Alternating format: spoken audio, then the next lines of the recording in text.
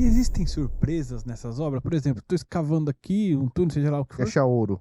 Não, mas você acha sei lá, um córrego que foi canalizado há anos atrás, Cara, ou sei lá. o que mais tem em obra subterrânea é a surpresa, né? Então você está executando, sem falar nos achados arqueológicos, né? Então, Você tem, achado arqueológico, aí vocês nomeiam. Mas a gente tem utilidades, então você está escavando lá, tem uma tubulação de esgoto que foi desativada, ou uma tubulação de água que ninguém sabia, utilidades da parte elétrica, fibra ótica. O que mais tem e fora as surpresas geológicas, né? De você eventualmente estar escavando um túnel e se depara, por exemplo, com o resquício, né? De uma rocha reliquiar, né? O que a gente chama uma feição reliquiar, né? Você tem um solo formado derivado de rochas, né? Por decomposição das rochas, só que num dado momento você pode se deparar com quase uma rocha podre que não foi transformada em solo, né? Então a gente chama de saprolito, com uma feição reliquiar, assim, com planos preferenciais de ruptura. Então você está escavando, tem solo, solo, solo, solo. De repente você acha um saprolito, que é uma rocha que traz esses resquícios, né, da rocha-mãe, e que isso define, por exemplo, segurança, define o comportamento do túnel e tudo mais. Então, obra subterrânea, assim, a geotecnia lida com todos os tipos de incertezas que vocês possam imaginar na engenharia. Mas, né? mas tipo, aí você achou esse Saprolito. Ali. Isso é um motivo de atenção para os engenheiros na hora que eles acham isso ali? Vamos ter que estudar todo esse solo daqui para frente, para baixo? Sim. Há meios, a engenharia dispõe de meios para lidar com isso, né? Então, assim, não é assim, achou um saprolito, nossa, para o projeto, não é bem isso, né? É que, na verdade, isso pode implicar numa alteração da metodologia construtiva, né? Então, você tem lá, sei lá, você está evoluindo e aí você tem uma dada espessura, por exemplo, do projetado. Ao encontrar uma feição dessa, isso pode suscitar mudança nessa espessura. Então, em obras geotécnicas, o grande diferencial delas com relação às demais é assim, quando alguém faz um projeto de um prédio, o projeto está entregue e você vai executar aquele projeto, tem aquela armadura. Lá no 25º andar, aquela viga vai ser aquela armadura e não se fala mais nisso, está calculada. Num túnel, a gente tem uma abordagem de projeto, né, que é chamada Design as you go. Então você faz o projeto conforme você avança.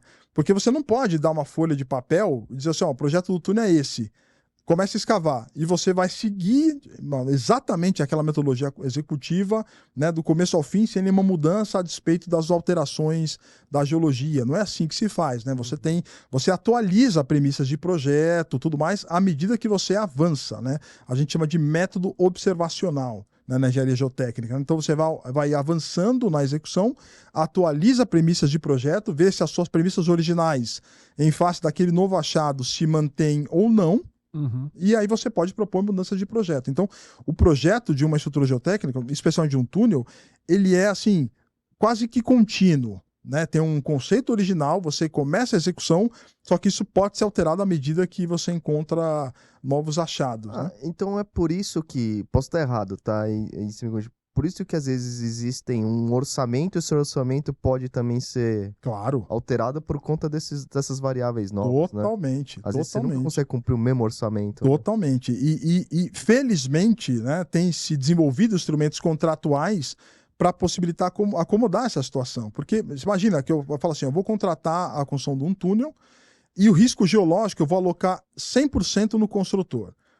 Aí o construtor começa a obra. Aí ele começa a encontrar, né, achado arqueológico, diversas... Isso é um risco segurável ou não? Eu já fui perguntado a respeito disso. Até é engraçado.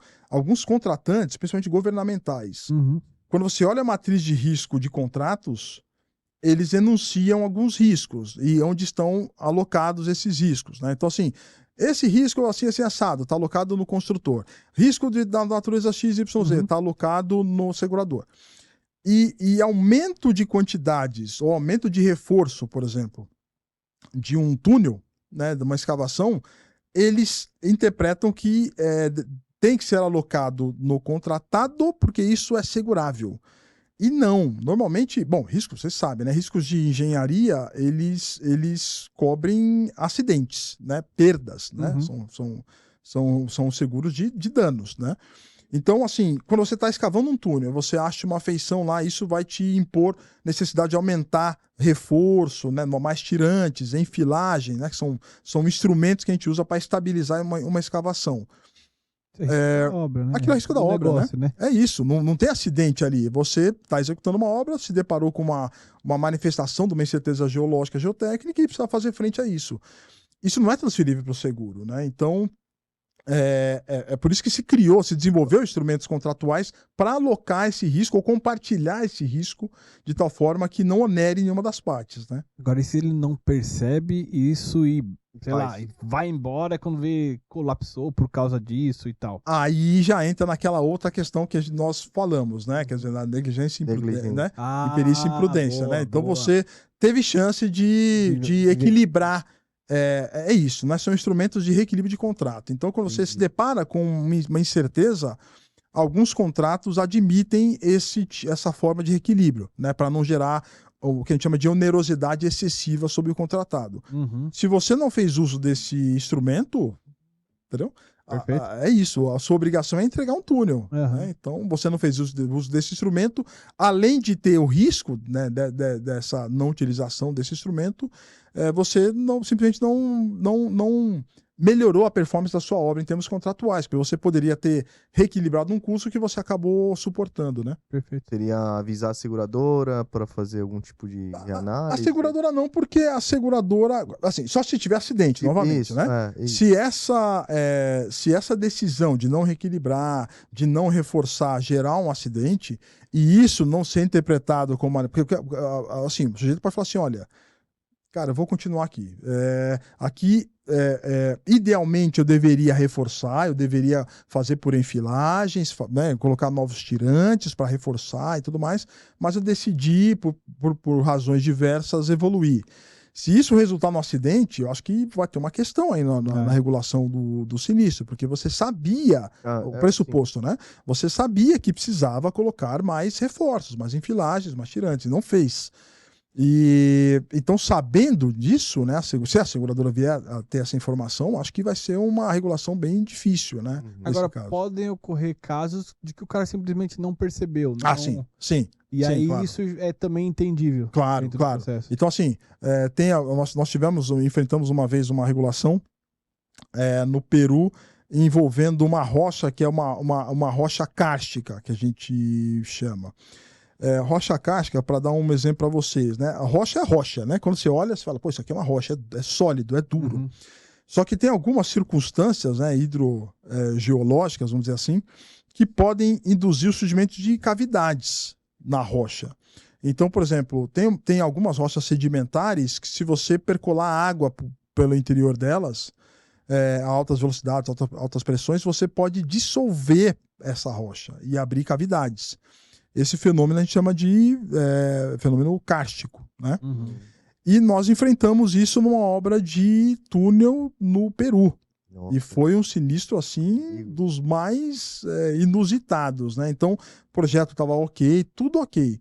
A única coisa é que tinha uma feição kárstica na rocha que não era sabida. Numa porção lá. Você imagina que você tem uma montanha de milhões de metros cúbicos de rocha. E você tem uma porção, um veio lá que era suscetível desse fenômeno kárstico. E isso propiciou um enfraquecimento do túnel. Era um túnel pressurizado, um túnel de hidrelétrica, era um túnel de pressão, que a gente fala, né? Então é um túnel que ia percolar água sob alta pressão para você poder gerar energia, né? A turbina precisa de pressão para gerar energia, para rodar. Então, túneis de hidrelétrica normalmente são pressurizados e era o caso. E aí você tinha o túnel, estava apoiado numa rocha, numa parte da rocha que tinha essa suscetibilidade. E isso, num dado teste que eles fizeram lá, abriu um buraco no túnel. Por essa região mais fraca, né? E aí começou toda a regulação e tudo mais. E a seguradora querendo, obviamente, saber se aquilo já era de conhecimento, se se aquilo era passível de ser conhecido, empregando métodos de investigação usuais e tudo mais, porque o cara fala assim, você identificou essa região kárstica aqui, mais sensível? Não. Mas você fez o teste X lá, o teste sísmico para identificar isso no solo? Não. Então você jamais ia identificar, entendeu? Tem boas práticas que tem que seguir, né? Tem que seguir, é isso.